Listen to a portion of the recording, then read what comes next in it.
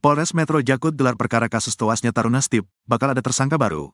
Polres Metro Jakarta Utara menggelar proses gelar perkara kasus tewasnya taruna Sekolah Tinggi Ilmu Pelayaran, STIP, Jakarta, Putu Satria Ananta Rustika usai dianiaya seniornya, Tegar Raffi Sanjaya, 21.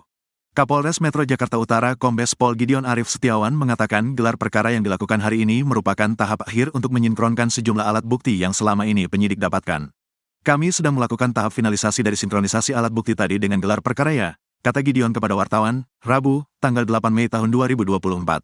Namun ketika disinggung apakah dengan dilakukannya gelar perkara ini bakal ada tersangka baru yang ditetapkan, Gideon enggan menyimpulkan.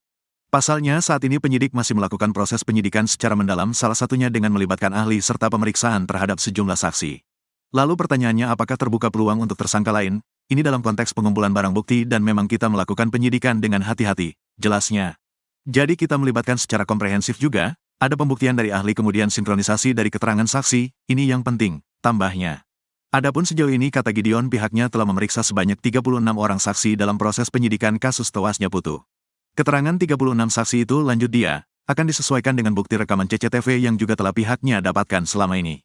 Kalau nanti kemudian ada perubahan, itu bukan tendensi apa-apa ya tapi memang kebutuhan penyidikan, pungkasnya. Terkait hal ini sebelumnya, tim kuasa hukum keluarga Putu Satria Ananta Rustika, 19, sempat menyambangi Polres Metro Jakarta Utara pada Senin, tanggal 6 Mei tahun 2024, siang kemarin.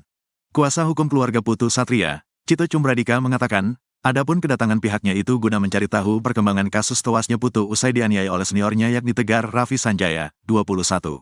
Meski di lain sisi Cito mengapresiasi langkah yang diambil oleh penyidik polisi, namun ia masih berkeyakinan bahwa masih ada tersangka lain atas tewasnya kliennya tersebut. Ini masih dilakukan pemeriksaan secara komprehensif, jadi belum bisa dikatakan pelaku hanya tunggal saja, kata Cito kepada wartawan di Polres Metro Jakarta Selatan, Senin. Oleh sebabnya, Cito pun meminta agar pihak kepolisian terus mendalami kasus yang terjadi pada Jumat, tanggal 3 Mei tahun 2024, lalu itu. Pasalnya pihaknya menduga ada lebih dari satu senior STIP selain tersangka Tegar yang saat itu berada di tempat kejadian perkara, TKP. Polisi masih mendalami dan kita mau diperdalam lebih jauh. Saat ini, tersangka memang tunggal, tapi akan dilakukan lagi pemeriksaan lebih lanjut, bisa jadi atau mungkin lebih dari satu tersangka, pungkasnya. Cerita ex-taruna STIP sebut siswa baru harus siap terima apapun perintah senior. Beberapa tahun lalu, Arman, bukan nama sebenarnya, memutuskan untuk mengubur cita-citanya untuk menjadi nahoda setelah 8 bulan mengemban pendidikan di Sekolah Tinggi Ilmu Pelayaran, STIP, Marunda, Cilincing, Jakarta Utara.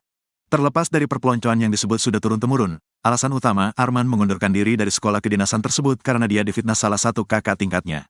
Kendati demikian, Arman tetap berbagi kisah mengenai perpeloncoan yang pernah dialami dari kakak tingkatnya, meski ini bukan menjadi faktor utama mengapa dia mengundurkan diri. Perpeloncoan, kata Arman, sudah dianggap sebagai hal yang biasa karena saking seringnya mendapatkan kekerasan sebagai taruna tingkat 1. Arman berujar, setiap taruna atau taruni wajib menginap di student dormitory atau asrama yang dikelola STIP yang lokasinya masih satu kawasan dengan sekolah pelayaran tersebut.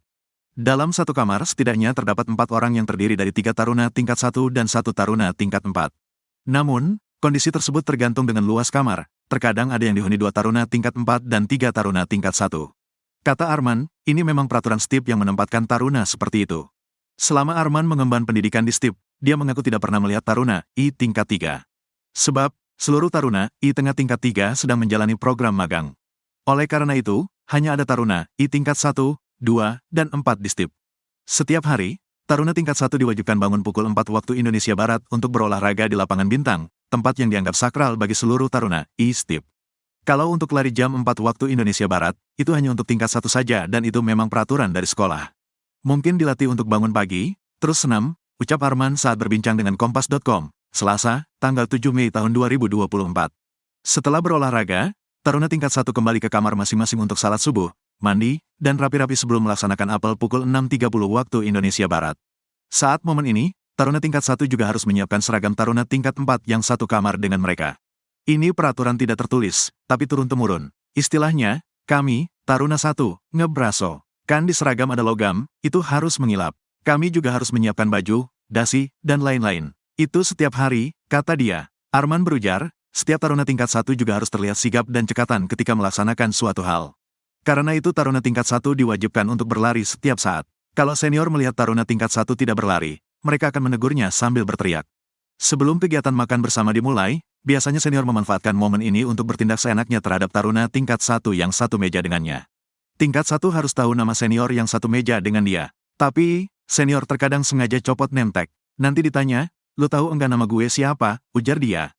Kalau enggak tahu, di bawah meja makan kan enggak kelihatan. Nah, ujung sepatu pantofel kan keras, itu tulang kering ditendang. Nah, yang paling menderita, kita itu makan juga ada waktunya, paling lama, 20 menit, harus habis, tambah Arman. Kasus tersebut.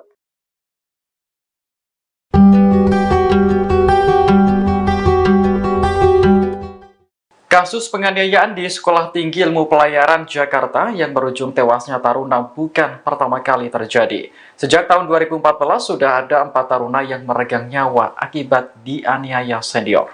Kasus pertama terjadi pada April 2014 menimpa taruna tingkat 1 bernama Dimas Diki Tahandoko. Ia tewas dianiaya di kawasan Cilincing karena dianggap tidak hormat pada senior. Pelaku yang berjumlah 3 orang memukul dan menampar korban hingga tak sadarkan diri. Mereka pun akhirnya divonis 4 tahun penjara oleh Pengadilan Negeri Jakarta Utara. Setahun berselang, peristiwa serupa juga dialami oleh Daniel Roberto Tampubolon. Saat itu polisi menyebut bahwa Daniel dianiaya menggunakan tangan kosong dan palu oleh para seniornya. Korban juga dipaksa memakan cabai rawit dan mengakibatkan dirinya sesak napas, mual hingga berujung tewas. Seakan tak berhenti, kasus penganiayaan di STIP kembali terjadi pada tahun 2017. Saat itu taruna tingkat 1 Amirullah Aditya Sputra dianiaya oleh 5 seniornya. Kasus terbaru menimpa Putu Satria Ananta Rustika pada Mei 2024. Ia tewas usai dianiaya seniornya di toilet kampus gara-gara masih mengenakan seragam olahraga. Kapolres Metro Jakarta Utara Kombes Gideon Arif menyebut, kasus penganiayaan di STIP ini merupakan tradisi. Motifnya kebanyakan adalah senioritas hingga timbul rasa arogansi terhadap juniornya. Kepergian taruna STIP Putu Satria Ananta Rustika meninggalkan duka mendalam bagi keluarga.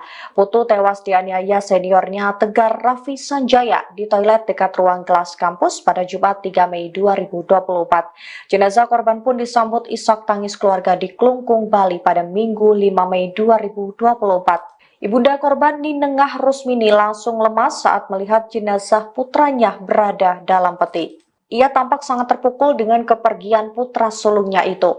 Matanya terlihat sembab, tak kuasa menahan tangis hingga tubuhnya bersandar di atas peti putranya. Pada hari yang sama, keluarga tersangka juga memberikan respons terkait kasus ini. Paman tersangka bernama Triyono mengungkap kekecewaan keluarga terhadap Tegar. Triyono menyebut ibunda tersangka bernama Sri mengaku syok mendengar kabar ini. Ia tak menyangka anaknya menjadi tersangka seusai menganiaya juniornya hingga tewas. Lebih lanjut, Triyono mengungkap Sri sempat memberikan nasihat kepada Tegar agar bersikap baik. Namun tak lama setelah itu, Tegar justru terlibat masalah hingga merenggut nyawa orang lain.